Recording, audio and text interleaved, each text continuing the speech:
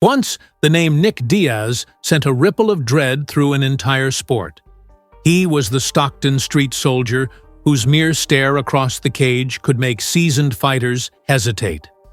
At 42, that same name carries a different weight. It is whispered now with concern rather than excitement, attached to late-night viral clips of a legend wandering shirtless through dark streets, his once indomitable presence reduced to a shadow.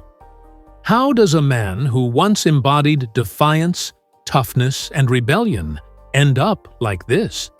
To understand, you have to know where Nick Diaz came from and how he became the fighter who never really wanted to fight. Nick Diaz was never a product of glossy gyms or corporate fight camps. He was forged in the unforgiving neighborhoods of Stockton, California, a working-class city where poverty and violence hung in the air like smoke. Born in 1983, Nick grew up surrounded by chaos. Fighting was not a pastime. It was a way to stay alive. Long before anyone heard the term Stockton slap, he was scrapping on the streets, absorbing punches, and giving them back with a defiance that would later define his career. For Nick, toughness was more than a personality trait. It was survival. As a teenager, he discovered Brazilian Jiu-Jitsu, and that encounter changed the course of his life. Training under Cesar Gracie, he stood out not because of natural talent, but because of relentless will. From the start, he was the guy who never stopped moving forward, the sparring partner who made even black belts wonder if they wanted to keep going. His cardio was endless, his mindset unshakable, and his attitude dared you to break him. By 18, he was fighting professionally. At 20, he was in the UFC, already impossible to ignore. Nick didn't arrive like the polished prospects the UFC was used to presenting. He didn't smile for cameras or recite corporate talking points. He cursed in interviews, brawled in cages, and flipped off opponents mid-fight. Promoters wanted a marketable athlete. Nick gave them a middle finger and a Stockton grin. Against Robbie Lawler in 2004, he shocked the world by standing in the pocket with one of the sport's most dangerous knockout artists, taunting him, slapping him, then dropping him with a crisp 1-2 that silenced critics and electrified fans. From that moment, Nick Diaz was not just another fighter. He was a force of nature.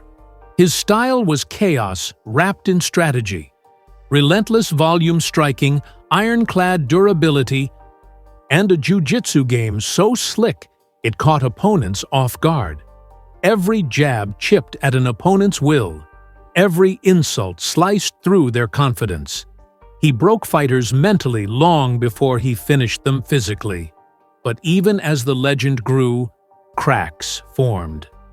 Nick despised the promotional machine, hated press conferences, and saw athletic commissions as adversaries. His gift and his curse were the same. He refused to play the game. He wanted to fight, not perform. By his mid-20s, Nick was more than a fighter. He was a movement. Fans adored him because he was raw and real, the embodiment of rebellion in a sport eager to become mainstream. He built his reputation in organizations like Pride and Strikeforce, where he delivered some of the most unforgettable battles in MMA history. His 2007 war with Takanori Gomi is still spoken of with awe, ending in a rare gogoplata submission that looked like something from a martial arts myth. In Strikeforce, he became champion, and his one-round war with Paul Daly remains one of the most thrilling 5 minutes ever recorded. Daly nearly stopped him, but Nick kept pressing forward until the referee had no choice but to wave it off.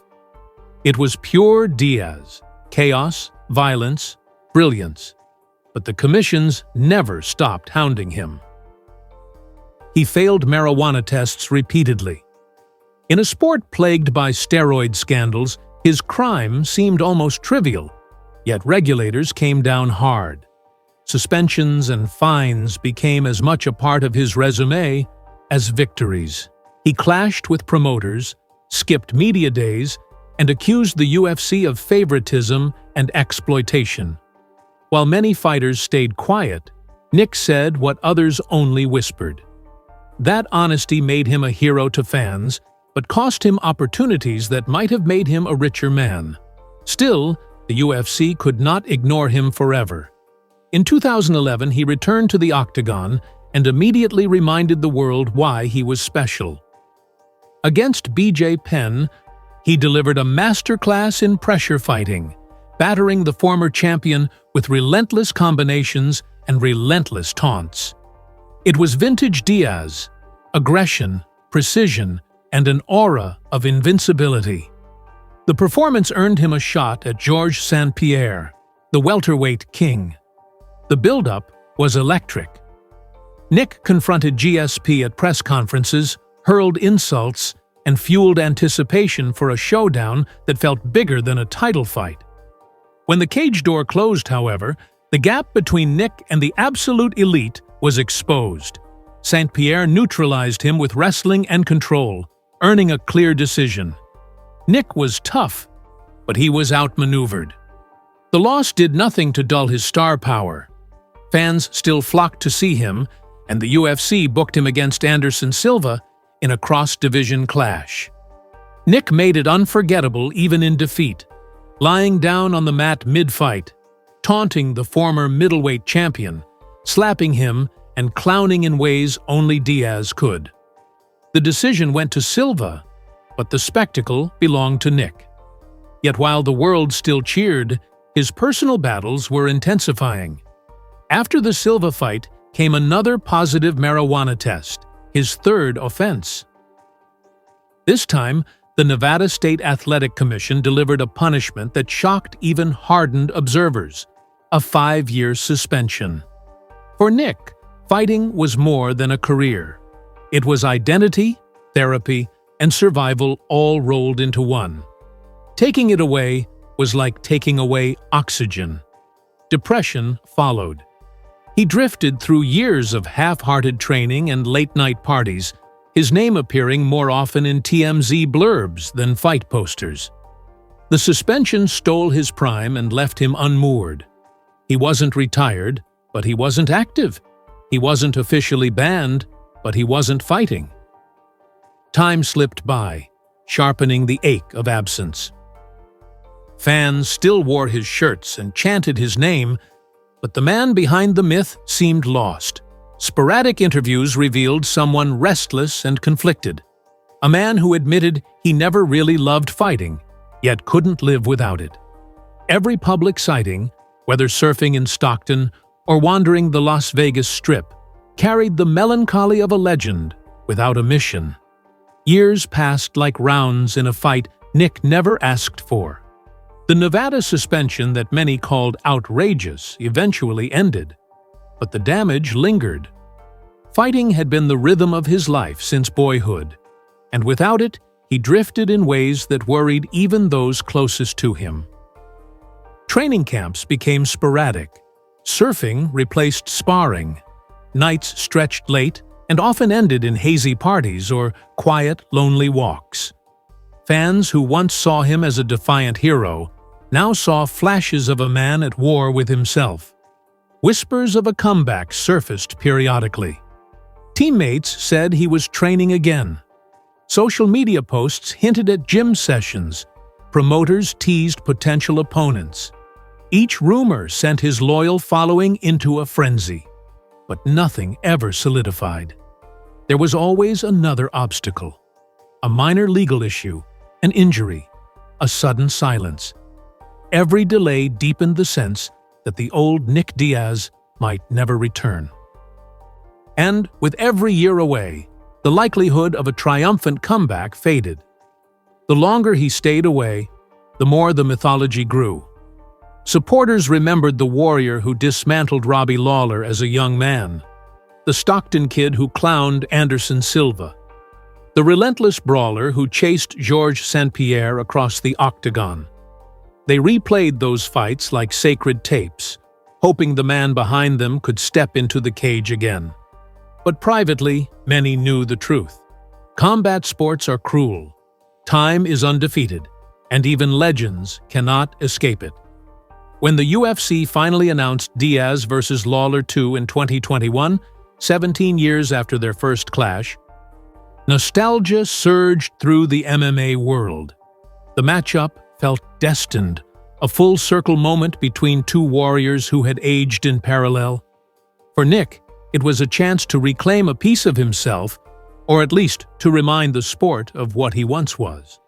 But from the first days of fight week, something felt off. He looked older, heavier, slower. His interviews rambled. The trademark defiance seemed muted, replaced by a detached resignation. He admitted he didn't really want to fight, that he felt pushed into it. For fans who remembered the fearless Stockton scrapper, the words were chilling. When the cage door closed, flickers of the old Diaz emerged. He still threw long combinations. He still talked mid-fight, still flashed that taunting grin, and even landed the famous Stockton slap. For a round or two, it felt like 2004 again. But the years had taken their toll. The timing wasn't there. The endless gas tank that once broke opponents betrayed him. By the third round, Lawler landed a clean shot that dropped him. Nick stayed down, covered up, and shook his head. For the first time in a career defined by relentless forward motion, Nick Diaz quit. The referee waved it off. The result was heartbreaking, but perhaps more heartbreaking were his own words afterward. He admitted he never really wanted to be in there, that he didn't know why the fight even happened. It was not defeat alone that stung fans. It was the realization that the comeback was never his dream. He had stepped into the cage out of obligation, not passion. The fighter who once embodied rebellion now looked like a man fulfilling a contract he never signed in his heart. After the Lawler rematch, Nick Diaz drifted further from the public eye. Months passed with no clear statement of retirement and no serious talk of another fight. What emerged instead were fleeting, often troubling glimpses. Grainy phone videos of him wandering the Las Vegas Strip, shirtless at night, appearing lost or intoxicated. Sudden Instagram lives where he spoke in half-finished sentences, jumping from topic to topic as if chasing thoughts he couldn't quite catch. Fans who had once cheered every Stockton slap now voiced worry. This was not the charismatic anti-hero they remembered. This was a man haunted. Physically, the years of combat had left their mark. His face, once lean and sharp, bore the deep lines and flattened nose of countless wars. Scar tissue thickened around his eyes. His once bottomless cardio had disappeared. Even casual observers noticed the slurred speech and halting pace of his words in interviews. Whispers of CTE, chronic traumatic encephalopathy, followed him wherever he went. It was speculation, but the symptoms were hard to ignore. Financially, the picture was just as grim. Unlike today's stars who cash in on pay-per-view points and brand deals, Nick fought in an era before the biggest paydays. His cult following filled arenas, but the purses never reflected the impact he had on the sport. Years of suspensions, legal fights, and long absences drained what savings he had. He never launched the gyms or product lines that other veterans used to stay afloat. When fight checks stopped, so did steady income. It was a cruel irony. The man who helped make the UFC millions never saw a fraction of the wealth that fighters of the next generation could earn. The emotional toll proved even heavier. Nick had always admitted that he didn't love fighting. It was a job, a necessity, a way to channel a restless spirit. Once the job disappeared, so did the fragile structure that kept his life in order. Without the rhythm of camps and competition, his intensity turned inward. Friends said he struggled with depression. He himself spoke of feeling trapped and misunderstood, of hating the spotlight yet not knowing how to live without it. Marijuana, parties, late nights, What once seemed like lifestyle choices began to look more like coping mechanisms. Through it all, the loyalty of his fan base never wavered. Crowds still chant his name at events. Younger fighters still call him an inspiration. His brother Nate carries the Diaz banner proudly and often speaks of Nick as the original blueprint. But admiration can't heal injuries or quiet inner turmoil. The legend endures, yet the man at its center seems almost indifferent to it. As if the adoration belongs to someone else entirely. What makes Nick Diaz's story so haunting is not just the decline of a great fighter. It is the sense that he never truly wanted what fighting gave him. In interviews he has said, "I never really enjoyed fighting." For the fans, those words are almost unthinkable. They watched him bleed for the sport, taunt champions, and break opponents with sheer will. But to Nick, the cage was never a playground. It was a burden he carried because he was good at it, because it was the only way he knew to survive. That burden has left marks that fame and applause can't erase. At 42, he is neither fully retired nor truly active. He floats in a strange limbo, remembered as a cult hero, yet visibly suffering from the price of that heroism. To see Nick Diaz today is to feel both admiration and concern. Admiration for what he gave, concern for what it cost. And the most painful truth is that the fight he now faces has no referee, no scorecards, no crowd to roar when the final bell sounds. The years since the Lawler rematch have only deepened the mystery of Nick Diaz. Public sightings come in flashes, grainy phone clips of him pacing empty streets at midnight. Brief appearances at parties where strangers cheer his name while he stares past them, or a quick interview where his thoughts leap and drift like a fighter circling an invisible opponent. Fans watch these moments with the same tension they once felt before a bell rang. They know the warrior is still inside him, but they also sense that the battle he faces now is something no opponent can touch. Friends describe a man caught between worlds. He trains when the mood strikes, rolling on the mats at Cesar Gracie's gym, teaching a technique to a young student, then disappearing for weeks. Some days he talks about another fight, a big return, a payday to secure his future. Other days, he admits he never wanted to fight in the first place, that every step back toward the cage feels like stepping into a life he never chose. It is a paradox only Nick Diaz could embody. The legend who inspired a generation precisely because he never seemed to care about being a legend. The mental battles cut even deeper. Nick has spoken of depression with a blunt honesty rare in professional athletics. He admits to feeling trapped by the fame that still clings to him, uneasy with the spotlight, yet lost without the structure that fighting once provided. Marijuana, alcohol, and late-night escapes once looked like rebellion. Now they seem like ways to quiet a restless mind. The same defiance that made him great in the cage, an unyielding refusal to break, turns inward when there is no opponent to absorb it. Financial uncertainty adds another layer. Unlike today's superstars who turn name recognition into lucrative businesses, Nick fought in an era before fighter pay exploded. He headlined sold-out arenas and drew massive television audiences, but the purses never matched the influence. Years of suspensions, fines, and long layoffs drained the earnings he did make. There are no big endorsements, no gym chain, no reality show or supplement empire to soften the landing. He has what he has, and if he fights again, it will be as much for survival as for sport. Yet for all the hardship, Nick Diaz remains magnetic.